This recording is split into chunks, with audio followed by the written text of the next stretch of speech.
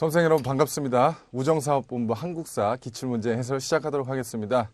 여러분들 그 20문제 준비되어 있는데요. 간략하게만 아주 짧게만 좀 오리엔테이션 좀 비슷하게 설명을 드리고 그 다음에 바로 해설 들어가겠습니다. 일단 저 한국사 자체가 일단 기본적인 어떤 그 교과서적인 내용 자체가 역사적인 어떤 기록이라는 게 존재하고요.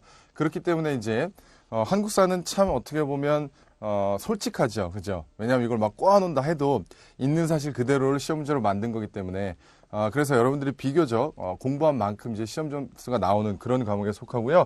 상용한자가 두 문제가 포함이 됩니다. 그래서 상용한자는 여기서 제가 자세하게는 좀 못하겠지만 그래도 어느 정도 같이 좀 도금을 해보고 그 다음에 어떤 뜻이 있는지 이런 것들 좀 설명을 드릴 거고요. 그 다음에 이제 한국사는 여러분들이 뭐 기본서를 보든 아니면 다른 강의를 들었던 아니면 혹시라도 제 강의를 들었던 항상 강조하는 게 어떤 흐름이죠. 이 흐름과 이 맥락이 굉장히 중요합니다. 그러니까 무슨 말이냐면은요. 이 문제를 보더라도 이 문제에 대해서 이 답이 뭐다라고 맞추는 건 사실 어떻게 보면 하나도 의미가 없어요. 그렇기 때문에 이게 어떤 역사적인 사실관계를 갖고 있고요. 이게 의미하는 바는 뭔지 그 다음에 이 전후 맥락 있죠. 전후 맥락. 문제가 있으면은 이 전에 있었던 게 있고 이 이후에 펼쳐질 내용들이 있거든요. 그러한 연결고리가 잘 만들어져야 돼요. 그래서 지금 이 짧은 시간에 기본 강의를 다 할 수는 없겠지만 최대한 문제에 최대한 충실해서 여러분들한테 전후 관계를 좀 이렇게 설명을 드리겠습니다. 그리고 틀리면 왜 틀렸는지 경우에 따라서는 왜 맞는지 이렇게 하나하나씩 선택지도 다 좀 짚고 넘어가도록 그렇게 하겠습니다. 그래서 효율적으로 그러니까 아직 이 시험의 경향을 모르는 수험생들에게는 이러한 기출 문제가 이런 식으로 나온다는 걸 확실하게 인지할 수 있는 그런 시간으로 좀 만들었으면 하고요. 혹시라도 공부가 어느 정도 된 학생들이라면은요, 이렇게 전체로 좀 정리하는 이런 시간이 되도록 제가 최대한 많은 준비를 했습니다. 그래서 1번부터 한번 보도록 할게요. 자, 이게 물론 이 내용 사실관계를 해석하는 것도 굉장히 중요합니다. 그런데 시험 문제를 푸는 스킬 또한 무시 못하죠. 그래서 그런 부분도 제가 좀 말씀드릴게요. 그림에 보이는 유물과 관련 있는 시대의 생활 모습에 대한 설명으로 옳지 않은 것. 그래서 지금 비파형 동검이 나와 있고요. 옆에는 세형 동검이 나와 있죠. 초기철기 시대의 세형 동검이 나와 있습니다.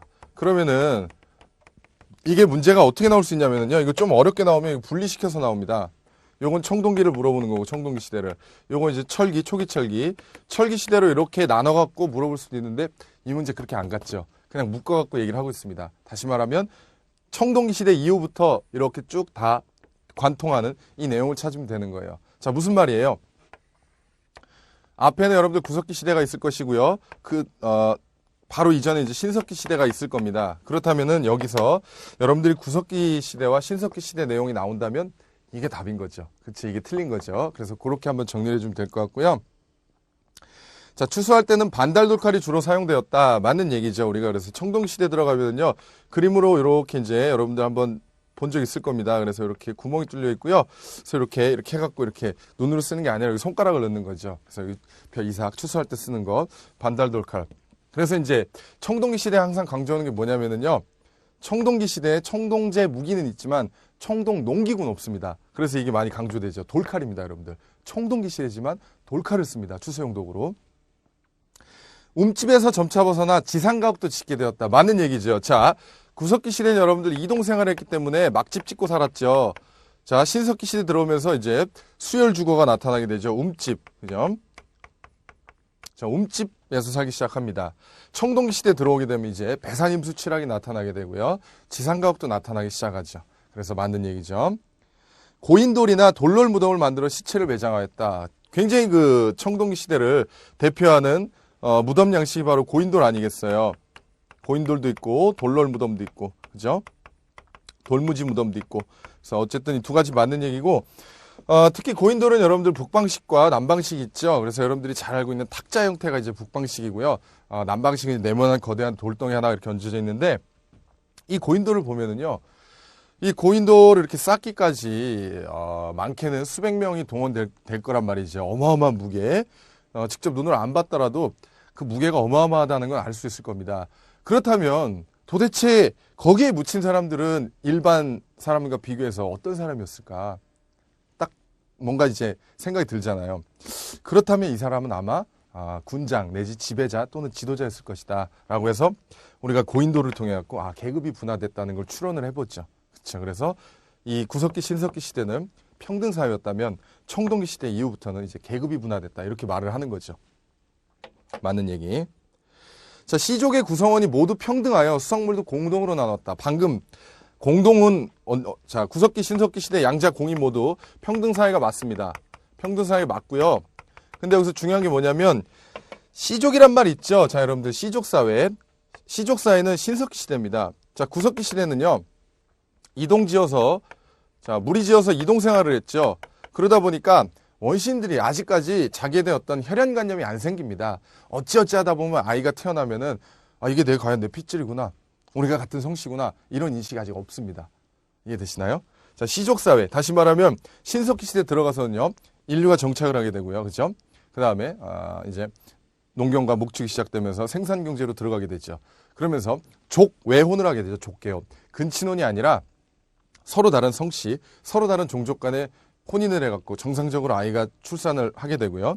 그렇다면 이게 나랑 같은 혈연이구나, 같은 시족이구나 이런 생각을 하게 되는 거죠. 그래서 이러한 어떤 시족 사회가 그죠? 어떤 혈연을 바탕으로 한 족개혼을 통해서 시족 사회가 이제 부족으로 발전하게 되는 이런 계기가 나타나는 게 신석기 시대입니다.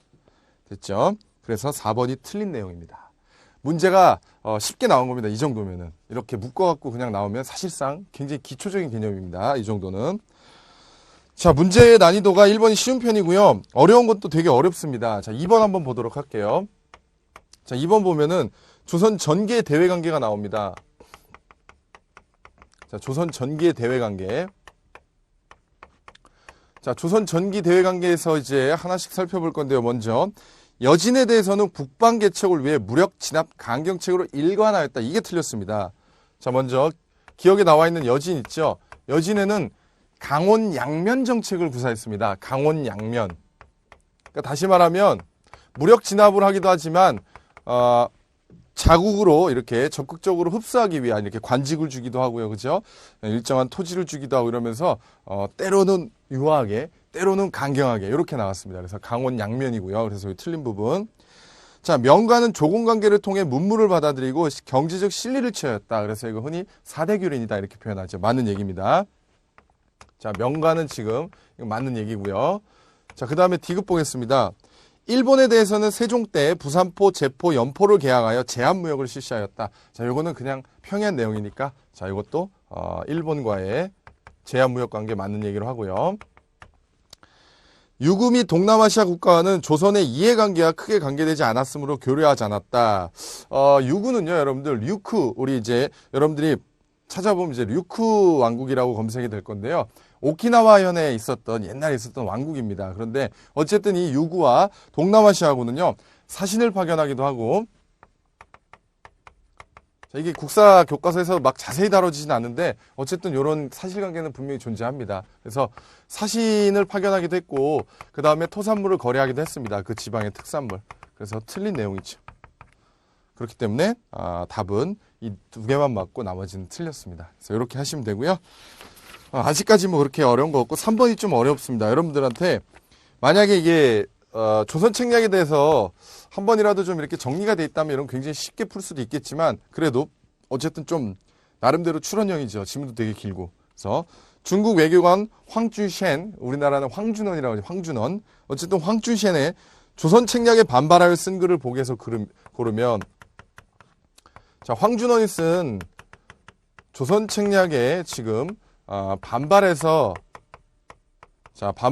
이제 나타난 이런 주장을 우리가 살펴보는 건데요. 이게 일단은 여러분들 조선 책략의 내용이 세부적으로 뭔지를 떠나서 전체적인 구조를 살펴보면 자, 이게 뭐냐면 한마디로 말하면은요. 러시아를 견제하기 위해서 우리가 미국과 그 다음에 일본과 중국과 중국과 그죠? 연합을 해야 되고 그 다음에 결의를 다져야 되고 이런 내용을 담고 있단 말이에요. 그러니까 외교 관계를 이제 서술한 그런 책이에요. 한반도 정세가 여기에 들어가 있단 말이죠. 이게 이제 이 사신들에 의해서 이게 우리나라에 받아들여졌단 말이에요. 그러니까 이 책이 들어오고 나서 요거하고 이제 가장 대표적으로 대립하는 세력이 어떤 세력들이냐면요.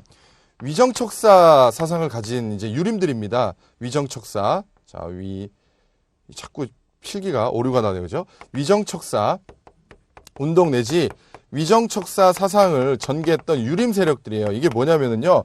위정, 다시 말하면 정학을 수호하고 척사, 그죠? 사학을 배척한다. 그러니까 성리학적인 신분 질서를 강하게 고수했던 그런 양반, 유림 세력들이 이게 주장했던 내용. 이게 뭐냐면은요. 우리는 절대로 서양 세력들을 받아들여서는 안 된다 이거예요. 우리 조선의 신분 질서, 우리 조선의 전통 문화를 수호하기 위해서는 절대로 외국을 우리 땅에 들여서는 안 된다. 이런 내용입니다. 그래서 요걸 이제 찾으면 되는 건데요. 이게 지금 기억에 나와 있는 러시아는 본래 우리와 혐의가 없는데 공연히 타인을 믿음으로써 먼 나라와 친교에 기대어 가까운 이웃에 도전하게 되어 이를 구실로 러시아가 내침하면 이를 어떻게 구할 것입니까? 러시아, 미국, 일본 모두가 오랑캐들이어서 어느 누구를 후하게 대하거나 박하게 대하기가 어렵습니다. 이게 바로 이만손이 이 책에 대해서 반발해서 올린 영남만인소입니다. 굉장히 유명하죠, 이거. 그래서 이것만 해당되고요. 그 다음에 자, 니은 우리가 일본을 받아들이는 것은 서양을 견제하려는 계책에서 나온 것입니다. 서양이라고 하더라도 기계기술이나 농서가 진실로 이익될 만한 것이면 반드시 행할 것이요. 그 사람으로 인해서 그들의 좋은 법까지 물리칠 필요는 없습니다. 이거 무슨 말입니까? 니은은 서양의 기술력만 받아들이자 이겁니다. 이걸 우리가 뭐라 그래요? 동도서기론이라고 그러죠. 자, 동도서기론. 이건 일종의 좀 개화 쪽으로 가는 겁니다. 동도서기론. 다시 말하면 동양의 어떤 가치관이나 동양의 문화를 기본 바탕으로 하되 서양의 기술력만 받아들이자는 동도서기론이죠. 자, 디귿은 한번 읽어보시면 이거는 이거하고 좀 지금 우리의 문제하고는 상관이 없습니다. 그래서 한반도 중립화론에 해당되고요. 그 다음에 리을도 여러분들이 조금 이것도 헷갈릴 수도 있겠네요. 자, 이건 언제 나온 거냐면요. 서양 오랑캐화가 금일에 이르러서는 이보다 심할 수 없사옵니다. 전하께서는 안으로는 사악의 무리를 잡아배시고 밖으로는 바다를 건너오는 적을 정벌하소서. 자, 병인양요하고 관련이 있죠. 그래서 1866년에 프랑스 함대가 쳐들어온 병인양요하고 관련이 있고요. 자, 이거는 통상반대운동 척화주전론에 해당됩니다. 척화주전론. 자, 요것도 이제 일종의 위정척사하고 맥락을 같이 하겠죠. 근데 어쨌거나 이거하고 직접적인 건 아니고요. 척화주전론. 서양하고 평화를 도모해서는 안 된다. 전쟁을 불사해서라도 그들을 배척해야 된다. 이런 얘기입니다. 됐죠? 자, 그 다음에 제가 좀 설명해서 빠뜨린 거 조금 더 보충하면은요. 우리 디귿번에 있었던 한반도 중립화론 6일준이 제시한 거고요. 그 다음에 이거 이양로 기정진 대표인물로 여러분들이 정리해두면 될 것 같아요. 그래서 혹시라도 제가 설명을 해서 빠뜨리는 건 다시 한번 좀 강의안을 보고서 이렇게 보충을 하겠습니다. 4번 문제가 좀 어려울 수 있겠는데요. 요소에 지금 이 단서들이 있습니다. 백제왕이 여러분들 백제왕이 3만 명을 겨누르고 평양성을 공격해왔다. 평양성은 어딘가요? 평양성은 어디 있어요? 고구려에 있잖아요. 그러니까 백제왕이 지금 고구려를 쳐들어와서 여기서 누가 죽었대요. 고국애들의 장사 지냈다. 고국원왕 때죠. 그래요. 그래서 고궁원왕의 지금 전사를 보여주고 있고요. 자, 고궁원왕의 지금 전사 사실을 보여주고 있습니다. 자, 그 다음에 밑에 거 보면은요. 즉위년 7월에 남쪽으로 백제를 정벌하고 십성을 함락시켰다. 10월에는 백제 관미성을 쳐서 함락시켰다. 그래서 우리가 고구려의 흔히 전성기, 그죠? 이때 이제 고국양왕과 소수리망을 거쳐서 소수리망을 거쳐서 이제 5세기 때부터 고구려가 전성기를 이제 구가하게 되죠. 그래서 이후에 이제 광개토대왕. 그 다음에 그 이후에 이제 장수왕 때. 그래서 완전하게 한강 유역을 장악하게 되죠. 그죠? 그래서 여러분들이 필수적으로 어떤 광개토대왕과 장수왕의 업적들은 고구려와 관련해서 반드시 다 정리를 해둬야 됩니다. 그래서 보면은요, 이 사이에 있었던 걸 물어보고 있죠. 이게 참 어렵습니다. 그래서 요 꽃가, 그죠? 그 다음에 지금 광개토대왕이죠, 하나는. 요 사이에, 요 두 왕인데, 제가 그냥 객관적으로 판단하건데, 고국양왕을 물어볼 가능성은, 보다는 소수리망을 물어볼 가능성이 훨씬 큽니다. 왜냐하면, 국사 교과서에서 보편적으로 다루고 있는 걸 문제를 내지, 막 숨겨져 있는 왕들을 내고 그러진 않습니다. 이게 사료로 분석하는 문제가 아니기 때문에. 여러분들 고국양왕이 고국원왕입니다. 여러분들 고국원왕. 왕이 하도 많다 보니까. 자, 어쨌든 간에 여기서 우리가 정리를 하다 보면 소스리망의 업적은 대표적인 게 불교를 공인한 것과 그 다음에 이제 율령을 반포한 걸 우리가 좀 정리를 해볼 수 있고요. 그 다음에 이제 광개토대왕의 업적은 여기 나온 거 말고도 우리가 이제 신라에 쳐들어온 왜구를 격퇴한 거, 그죠? 왜구 격퇴한 거 이거 반드시 기억을 해둬야겠죠. 자, 장수왕의 업적 대표적인 거 남하정책, 남진정책, 그죠? 남쪽으로 치고 내려가는 거, 남진하는 거. 평양천도한 거죠. 수도를 평양으로 옮겼다. 자, 이에 따라 위축된 백제하고 신라가 나제 동맹을 맺게 되고요. 이런 것들이 이제 유기적으로 다 연관을 맺고 있는 거죠. 자, 그러면은 정리를 한번 해볼게요. 옳은 것은 일단 3번에 불교를 공인하고 율령을 반포하였다. 자, 소스리망 때 일 맞고요. 자, 국내성에서 평양으로 수도를 옮겼다. 장수왕 때고 이 이유입니다. 그러니까 여기 때죠, 여기 때. 그죠? 여기 찾아야 되는데 지금 여기 때예요. 그 다음에 낙랑군과 대방군을 한반도 밖으로 쫓아냈다. 자, 이거는요, 여러분들 고조선 공부하게 되면 고조선이 한나라에 의해서 멸망하게 되죠. 한나라가 고조선을 멸망시키면서 4개의 군현을 설치합니다. 네 개? 3개가 아니라 4개. 한사군이라고 하죠, 한사군. 그래서 한 군현을 설치하는데 그 중에 이제 최종적으로는 고구려의 미천왕 때 313년에 이제 이걸 모두 다 철폐시키고요. 그래서 요거보다 조금 앞에 있었던 일입니다. 빈민구제를 위해 진대법을 처음 시행한 건 고국천왕 때입니다. 훨씬 더 전입니다. 이거는 2세기, 그러니까 194년이죠. 그죠? 그래서 194년 고국천왕 때니까 이거보다 훨씬 더 앞선 거죠. 자, 어쨌든 간에 조금 더 여기다가 추가를 하자면 여러분들 이게 지금 371년의 일입니다. 자, 여기 이렇게 정리해드리고 제가 계속해서 추가 설명을 드렸죠. 그래서 요 사이일, 요거는 이제 5세기 일, 그 다음에 나머지 고국천왕이 진대법 반포한 거는 194년. 너무 차이가 크죠. 자, 요렇게 정리를 하겠습니다. 하고 이제 5번으로 한번 넘어가 보도록 하죠. 5번 문제 굉장히 쉬운 문제입니다. 자, 5번 문제. 지금 뭐 4번까지 왔는데 거의 뭐 관련된 기본 내용을 여러분들 다 설명드렸습니다. 계속 이렇게 할 수는 없고요. 좀 빨리빨리 할 건 빨리 해결을 하겠습니다. 보기를 통해 알 수 있는 조선사회 모습에 대한 설명으로 옳지 않은 것. 자, 조선사회 어떤 그 여성의 지위는요, 물론 뭐 고려 때는 지금의 여성의 지위와 고려 때는 거의 똑같고요. 똑같습니다, 거의. 그리고 조선 전기에서 조선 중기까지도 지금과 관련해서 그렇게 큰 차이가 안 납니다. 그러니까 남녀 차별이 많이 없었던 때예요. 자, 중기까지는 어떤 남녀 차별을 그렇게 안 심했다고 보시면 됩니다. 남녀 차별이 그렇게 심하지 않았어요. 거의 없었다고 봐도 돼요. 그러니까 출생 순으로 호적순 기재하고요. 남자가 먼저 태어났으면 남자 기재하고 여자가 태어났으면 여자 기재하고 이렇게 된단 말이에요. 그리고 여자도 제사를 지내기도 하고요. 그다음에 남녀 재산 균분 상속하게 되고 형제가 돌아가면서 제사하고 이렇게 하다가 조선 후기로 들어가면서 이제 전형적인 우리의 지금 여러분들 호주제가 폐지됐지만 호주제 있잖아요. 가부장적인 남성 중심의 이런 신분 질서가 자리 잡게 되잖아요. 조선 후기부터 이제 이런 유교적인, 쉽게 말하면은 가부장적인 남성 중심의 이런 가족 질서가 확립이 됩니다. 이를테면 호적도 남자 먼저 위주 파게 되고죠. 그 다음에 여자 하게 되고 이런 식으로 가는 거고요. 여자는 제사 안 지나게 되고 이런 것들. 남자가 없으면 무조건 양자를 들여서라도 제사를 받들게 하고 장자 우선 상속 뭐 이런 것들 있잖아요. 그러니까 이걸 생각하면 추론을 할 수 있겠죠. 여성의 제가 사실을 족보에 기록했고 외손이 없으면 아들이 없더라도 남의 아들을 양자 삼는 사람이 없대요. 그럼 이때입니다. 아직까지 신분차별이 좀 없을 때예요. 가부장적인 질서가 아직 나타나기 전입니다. 호적의 출생순 기재, 재산상속 자녀 균분. 재산은 형제가 돌아가면서 지냈다. 맞는 얘기. 동족부락이 만들어져 족보 편찬이 형성되기 이러면서 이제 막 이런 가부장적인 이런 게 많이 나타난단 말이에요. 그래서 이건 틀렸죠. 3번만 틀리고 나머지 맞습니다. 자, 6번. 6번 굉장히 중요한 내용입니다. 아주 중요한 내용이고 굉장히 깊게 들어갔죠.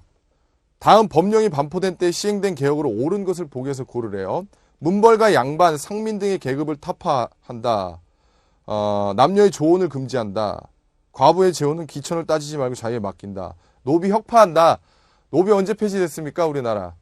1894년에서 95년 사이에 가보개혁 때 폐지가 되죠. 그래요. 그래서 가보개혁 내용이고요. 자, 가보개혁은 여러분들 총 3차로 나눌 수 있습니다. 1차 가보개혁과 그 다음에 2차 가보 개혁이 있고요. 자, 3차는 이제 우리가 3차 가보 개혁은 명성황후를 살해하고요. 단행한 일련의 그런 개혁들, 단발령 머리 잘라라, 그죠? 이런 것들. 그 다음에 뭐 종두법 시행하고 이런 것들. 그래서 이거 을미개혁이라고 하죠. 자, 이렇게 해서 이걸 지금 잘 정리해야 됩니다. 제가 이거 보면서 정리해 드릴게요. 자, 지금 여기 나와 있는 건 1차 가보개혁의 내용이고요. 1차 가보 내용을 찾아라 이겁니다. 좀 어려운 문제예요. 깊게 들어갔어요. 근본이제를 시행한 건 광무개혁대입니다. 자, 여러분들. 근본이제를 시행한 거는요, 이제 언제냐면, 고종황제가, 이제, 러시아, 아간파천 후에, 러시아 공사관에서 이제 돌아오죠. 그래서 대한제국이 성립을 반포하게 됩니다. 공포하게 되죠. 그러면서 이제 광무개혁을 단행하는데 그게 그때 이제 근본이제를 하게 되는 거고요. 자, 근본이제. 그래서 약간 좀 안 맞습니다. 시기가. 지방의 팔도를 23부로 개편한 게 2차 가복 개혁. 국내부가 설치되어 왕실 사무 전담한 거 1차 맞습니다. 과거제를 폐지하고 새로운 관리 임용제도 마련한 거 1차 맞습니다. 재판소를 설치하여 사법권을 행정기관으로부터 분리 2차 가보 개혁입니다. 옆에 좀 써놓으세요. 자, 나머지 그 정도 정리하면 충분할 것 같아요. 자, 됐고요. 그 다음에 이제 7번 보면은요. 7번. 자, 7번. 무덤이 하나 나와 있는데 봉토가 있고 돌무지부가 있고 밑에 무슨 뭐 목각 같은 게 있죠. 나무 상자가. 이게 바로 돌무지 덧널 무덤입니다. 돌무지 덧널 무덤이 신라의 좀 대표적인 무덤인데요. 돌무지 덧널 무덤. 그러니까 안에 그 돌무지 안에 있는 네모 박스 안에 이제 거기에 시체하고 그다음에 그 껴묵거리를 같이 해놓고요. 돌무지를 덮고 그 위에 봉토를 올리는 거예요. 이해되세요? 뭔지? 지하에 있을 수도 있고 지상에 있을 수도 있습니다. 무덤이에요. 자, 이렇게 지하에 있을 수도 있고 지상에 있을 수도 있어요. 여기에 이렇게 껴묵거리, 나무 상자에다가 껴묵거리 이런 것들 묻고요. 시체하고 여기 돌무지를 이렇게 쌓고요. 여기다 이렇게 봉분을 이렇게 올리는 거예요. 굉장히 크기는 어마어마한 것도 있고 작은 것도 있고 그렇습니다. 자, 이 안에 벽화가 나올 수 있어요, 없어요? 굴식 돌방무덤은 뭔가요? 굴식 돌방무덤은 뭔가요? 벽돌무덤은 뭐고? 자, 굴식 돌방무덤은 뭔가요? 말 그대로 굴을 파갖고 방을 만들어서 무덤을 만든 거예요. 사람이 그냥 출입할 수 있는 거예요. 방이 만들어져 있어요. 벽화 나올 수 있어요, 없어요? 나올 수 있죠. 벽에다 그림 그릴 수 있잖아요. 사신도 같은 것들. 벽돌무덤 뭐예요? 벽으로 쌓아갖고 방을 만든 거예요. 마찬가지로. 사람 왕래가 가능하죠. 벽화 나올 수 있어요, 없어요? 나올 수 있죠. 그런데 굴식 돌방무덤과 벽돌무덤은요. 벽화는 보존돼 있지만 이거는 대체적으로 다 도굴이 돼서 껴묵거리가 많이 없습니다. 출토되는 유물이 거의 없어요. 돌무지 덧널무덤은 어때요? 시체를 이렇게 매장한 거기 때문에 벽화는 나올 수 없죠. 구조적으로. 하지만 이게 발견되면 안에 많은 유물들이 출토됩니다. 그 차이를 그걸 좀 기본적으로 생각해 주세요. 돌무지 덧널무덤에서는 벽화가 나올 수가 없습니다. 이 차이를 모르면은 이제 틀리는 거예요. 이런 문제. 도굴이 어려워. 많은 껴묵거리가 남아있다. 너무 쉽잖아. 이거 알면. 중국 남조, 북조입니다. 여러분들. 신라는요. 고구려를 통해 갖고 중국과 교류를 많이 했기 때문에 중국 북조 영향을 많이 받았고요. 돌로 널방을 짜고 돌로 방을 짰대요. 그 위에 흙으로 덮어 봉분을 만든 무덤이다. 이게 굴식 돌방 무덤입니다. 무덤 안에 그려진 벽화로 당시 사람들의 생활 모습을 알 수 있다. 이 안에서 어떻게 벽화가 나옵니까? 그죠? 뭔가 그림을 그려서 같이 묻었으면 모를까. 벽 자체가 없는데. 됐나요? 됐죠? 자, 그 다음에 이제 여기 좀 지우고요, 여러분들. 자, 여기 지우고. 자, 이제 조금 넘어가서 8번 문제 한번 풀어볼게요. 8번 문제. 보기 가를 해결하기 위해 시행된 제도에 대한 설명을 옳지 않은 것. 자, 가를 지금 해결하기 위해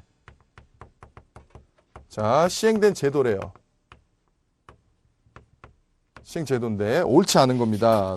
자, 넘겨보면 곡물 방납의 폐단이 나날이 심해집니다. 그래서 우리가 조선시대 들어가면 여러분들 수치제도에 대해서 잘 정리를 해놨을 겁니다. 수치제도. 그래서 세금을 징수하는 거죠. 그래서 조세를 징수하는 게 이제 크게 세금을 징수하는 체계가 조세, 그러니까 토지세죠.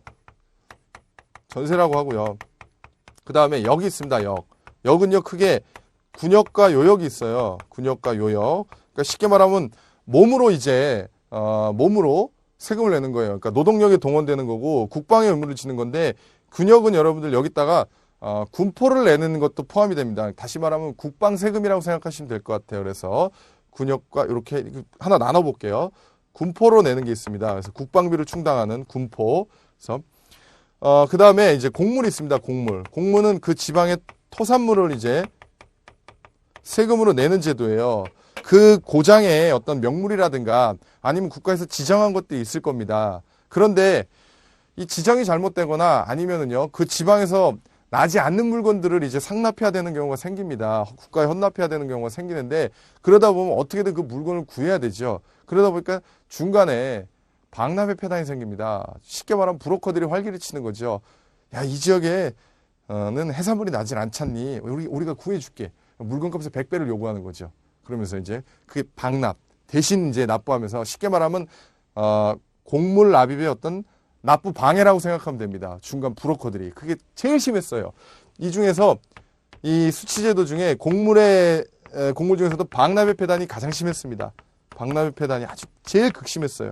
자, 어쨌든 간에 다 이게 별로 이제 조선 전기에는 효과를 보지 못합니다. 이것도 이를테면 연분 구등법이라든가 전분 육등법에 따라서 너무 복잡하게 되고요. 이 군포도 이게 막 불규칙적이고. 자, 어쨌든 이걸 다 개선을 하게 되는데, 자, 이 제도를 이제 개선한 게 바로 이제 영정법이고요. 여러분들 들어봤을 겁니다. 이제 군포 납부를 이제 통일시켜 준 게 이게 균역법입니다. 균역법. 그 다음에 이 방납의 폐단을 개선해서 어떻게 개선하겠어요? 토산물 없애면 되는 거 아니냐? 쌀로 통일하자. 쌀로 내게 하면 중간에 브로커들이 활기를 못 칠 거 아니냐? 대동법이죠, 그게. 자, 대동법이 시행됨에 따라 국가가 필요로 하는 이제 물건들은요, 쉽게 말하면 관수품 조달업자들이 이제 굉장히 많이 두각이 되는데요. 그들이 바로 공인입니다, 공인. 그래서 대동법이 등장함에 따라 대동법이 이제 시행됨에 따라 공인이 등장하게 됐고요. 쉽게 말하면 국가가 필요로 하는 물건을, 관수품을 조달해주는 업자입니다. 이 과정에서 이제 상품 화폐 경제가 발달하게 되는 이러한 계기가 되기도 하고요. 그렇죠. 상업 경제가 활성화되기도 하고 여러 가지가 있습니다. 이렇게 큰 맥락화해서 정리를 해주세요. 자, 어쨌든 대동법입니다. 관청에서 추가로 어장세와 선박세를 징수한 건 균역법을 시행함에 따라 나타난 또 다른 폐단. 틀렸어요. 1번. 경기도에서 처음 시행된 지 전국적으로 확대, 폐단을 막기 위해 곡물 대신 쌀로. 그게 대동법입니다. 공가를 미리 받은 상인이 관청에 물품을 납품한다. 이들이 바로 공인입니다. 됐죠? 됐어요. 자, 9번. 좀 복잡하겠네요, 여러분들. 이런 걸 많이 어려워하죠, 이제. 자, 이런 게 이제 좀 어려운 건데, 이런 걸 잘 풀어야 됩니다. 자, 다음 선언을 발표한 단체에서 활약한 사람을 보기위해서 모두 고른 것. 우리는 일본 강도 정치 곧 다른 민족의 통치가 우리 조선민족 생존의 적임을 선언한 동시에 우리는 혁명수단, 좀 나왔죠. 혁명수단. 우리 생존의 적인 강도 일본을 죽여버리는 것이 곧 우리의 정당한 수단임을 선언하노라. 민중은 우리 혁명의 대본영이다. 폭력은 우리 혁명의 유일무기다. 조선혁명선언이죠. 됐나요? 자, 조선혁명선언입니다. 이게 근데 이것만 알면 안 되고요. 여러 가지를 좀 다 정리를 해야 됩니다. 그래서 1923년 이제 의열단 이게 좀 전후 관계를 좀 잘 정리해야 되는데요. 신채호 선생님이 체계화한 조선혁명선언이고요. 여러분들 일단 이름은 제가 다 정리를 해드릴 거고 요 전반적인 내용을 좀 정리를 해볼게요. 자, 의열단이 1919년에 조직됩니다. 1919년에 이제 항일 무장단체예요. 주로 이제 여러분들 국사 교과서를 보면은요, 주로 이제 폭탄을 많이 투척을 하죠. 뭐 경찰서 폭탄 투척하고 이런 여러 가지 뭐 폭탄 투척이 주로 많이 나오고요. 어쨌든 이 의열단이 조직되고요. 1923년에 이런 의열단의 어떤 활동 방향과 그 다음에 독립 이념과 이런 방향을 체계화해서 이제 선언을 하게 됩니다. 신채호 선생님이. 그게 바로 1923년에 조선혁명선언이에요. 그럼 여기서 물어보는 건 뭐냐면은 의열단과 관련된 인물들을 아느냐입니다. 그래서 요건 제가 여러분들 일단 니은 디귿의 김상홍 나석주는 맞고요. 그 다음에 김두봉은 8.15 그러니까 광복 이후에 이제 주로 북한에서 활동을 합니다. 그래서 북한에 이를테면 조선신민당이라든가 북조선 노동당 자, 이쪽으로 이제 북한에서 활동한 분이고요. 이봉창은 여러분들 한번 들어보셨을 겁니다. 한인 애국단 소속이죠. 김구 선생님과도 관련 있는 한인 애국단 소속이고요. 일항 암살 시도한 걸로 유명합니다. 이렇게 제껴주시고, 자, 일단은 김원봉, 그다음에 뭐 박재혁, 최수봉, 김익상, 김상옥, 나석주 이런 요 정도로 이제 여러분들이 인물 좀 정리해 두시면 될 것 같아요. 그래서 문제가 조금 좀 까다롭습니다. 그죠? 그래서 어쨌든 이 전후 관계를 좀 기억을 해 두시고, 의열단 소속 이제 구성원들을 아느냐 이런 문제죠. 자, 이 정도 볼게요. 자, 10번. 자, 10번 보겠습니다. 보기의 주제 모두와 연관되는 글의 제목으로 적절한 것. 자, 10번 보면은요. 설계도, 장보고, 육두품, 호족, 뭐 중의제 이런 얘기 나와 있는데, 자, 일단은 자, 신라의 골품제를 알고 있느냐죠. 신라의 골품제. 신라는 여러분들 골품제라는 엄격한 신분제도 하에서 움직이죠. 관직은 물론 일정한 어떤 신분상의 제약뿐만 아니라 주거 있죠. 주거를 운영하는 형태라든가 주거의 재료 이런 것들 여러 가지가 이제 제약을 받았죠. 일상생활까지도 제약을 했죠. 그러니까 신분, 지위, 그죠? 관등은 물론 일상생활까지도 골품제에 따라서 이제 제약을 받았죠. 그래서 이렇게 골과 품으로 나눈 거 아니겠습니까? 그죠? 골, 뼈다고 아니에요. 뼈다고 토대가 되는, 그래서 성골, 그죠? 진골. 얼마나 성스러우면 성스러운 뼈다구라고 이러면 좋겠어요. 성골. 그래서 성골은요, 여러분들 이제 신라 상대 마지막 두 여왕, 이제 마지막 왕이 여왕입니다. 여왕, 그죠? 선덕여왕, 진덕여왕. 왜 그러냐면 씨가 마른 거죠. 그래서 이제 신라 중대 이후부터 쭉 진골로 이제 이어지는데, 어쨌든 이 두 개를 나누면 부모가 모두 성골이냐 아니면 한쪽이 성골이 아니냐 이 차인데 그건 의미가 없고요. 어쨌든 씨가 말라버립니다. 그래서 진골은 이제 이게 골품제가 관등 체계를 1에서 17등급까지 두고 있죠. 그죠? 그래서 모든 어떤 관직으로 진출하는 데 제약이 없었죠. 자, 품은 여러분들 6두품부터 이제 1두품까지 이렇게 나누죠. 그래서 6두품이 가장 높은 등난의 집이, 그래서 좀 올라가기 어려운, 이것도 나름대로 아주 높은 자리입니다. 하지만 어쨌든 이들은 왕족, 귀족이고요. 이들은 관료입니다. 관료. 그래서 골품제 신분이 너무나 엄격했기 때문에 이런 어떤 6두품들이 초기에, 통일신라 초기, 그러니까 신라 중대 초기에는 왕권을 막 보좌했죠. 왕권을 뒷받침해주고 왕의 어떤 실무적인 이런 능력을 10분 발휘해갖고 왕을 뒤에서 보좌해주고 이랬습니다. 그러던 것이 이제 신분 어떤 상승의 제약이 이제 표명화된 거죠. 쉽게 말하면 아무리 품은요, 육두품들은 열심히 하고 국가에 공이 많아도 절대 골이 될 수 없죠. 그러다 보니까 신분 어떤 관등 상승에 어떤 제약이 있는 거죠. 그러면서 이제 골품제의 모순이 드러나게 되죠. 모순이 드러나는 겁니다. 이게 다 그거와 관련이 있는 거예요. 설계도 신라 육두품 출신인데요. 국내에서는 활동하기가 이제 제약이 있으니까 오히려 당나라의 장수로 활동을 하게 되는 인물이고요. 자, 장복은 여러분들 알 겁니다. 해적을 소탕하고 완도에 청해진, 그죠? 해상무역을 장악한 인물. 나중에 왕위쟁탈전에 개입해서 이권을 도모하려다 암살당합니다. 자, 어쨌든 호족이면 특히 이제 신라 말에 대두돼 갖고, 그죠? 스스로 성주나 장군을 자청하면서 이제 지방 세력을 이제 포섭해가며 중앙에 저항했던 이런 세력들이잖아요. 그죠? 왕건도 호족 출신이고요. 그래서 고려 건국의 모태가 되죠. 자, 중의제는요, 진골 중심의 골품제 하에서 이 품들이, 육두품들이 너무 반발이 많으니까 이걸 무마하기에 만든 그런 제도입니다. 그래요. 답 뭘로 하면 되겠어요? 신라 골품제의 모순과 한결하면 되겠죠. 그래서 이렇게 하면 되고요. 여러분들 일단 지금 10번까지 해결했는데 벌써 많은 시간이 갔습니다. 제가 너무 자세히 설명을 해서도 있겠지만 여러분들 어느 정도 좀 지칠 수도 있겠네요. 그래서 이렇게 한 타임 좀 끊고 우리 여러분들도 좀 이렇게 숨 좀 고르고요. 저도 숨 좀 고르고 우리 다음 시간에 또 남은 문제 또 반 이렇게 풀어보도록 하겠습니다. 그래서 오늘은 여기까지 할게요. 수고 많으셨습니다.